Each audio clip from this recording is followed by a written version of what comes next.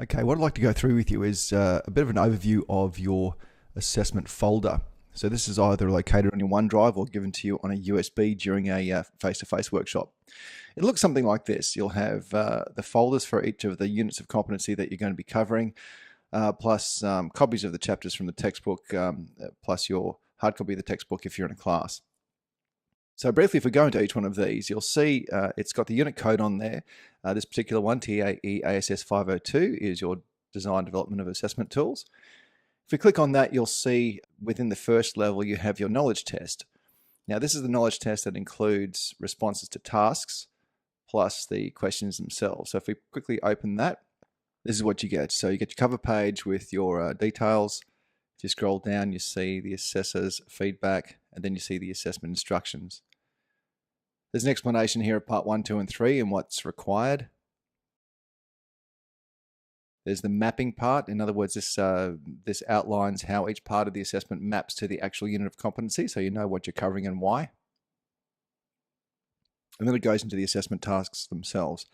Now, importantly, part 1 refers to the actual practical assessments that you're doing either in class or in your workplace. So this is gathering together your assessment tools themselves. When it asks for some sort of comment in here, this can be just referred to the particular hard copy document that you've created. So if you're creating assessment tool, just say refer to assessment tool in here.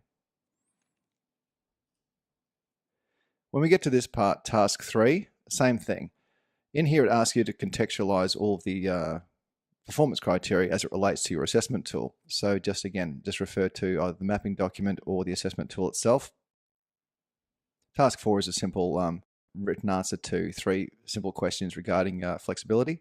So what reasonable adjustments you'd make, and just pop that in there. And finally, part 2 is your actual list of questions. I think we have 10 questions in there in total.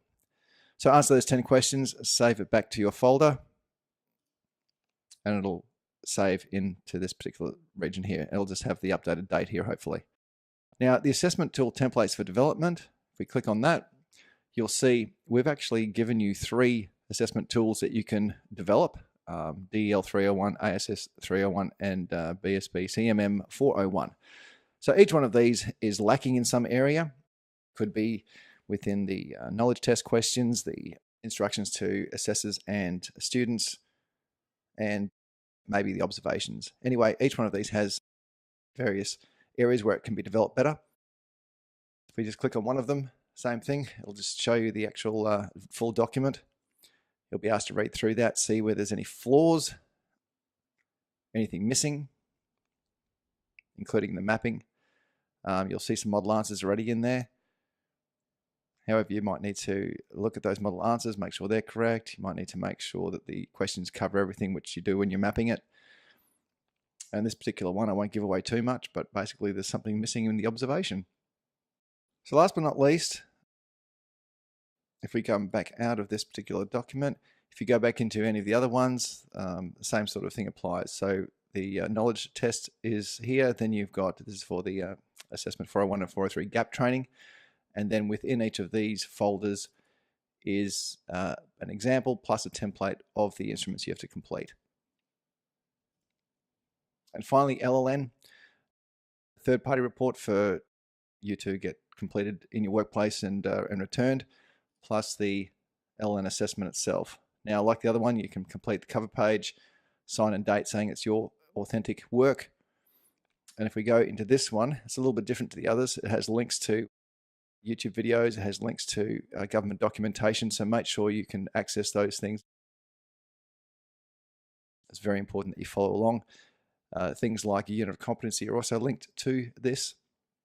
And finally, we also have a scenario that you can then follow through. There's 2 scenarios actually. There's this one for section 2, and there's also the Unity Water scenario or case study down here as well, with a few videos to follow. And when you complete each one, just save it back to your same folder. So when it's time to submit it, you're submitting just this stuff up here. So the folders that you've completed, you don't need to resubmit any of this. It'll just be there. This is just your courseware anyway. And hopefully that's given you some guidance as to how to use your assessment folder and how to complete it.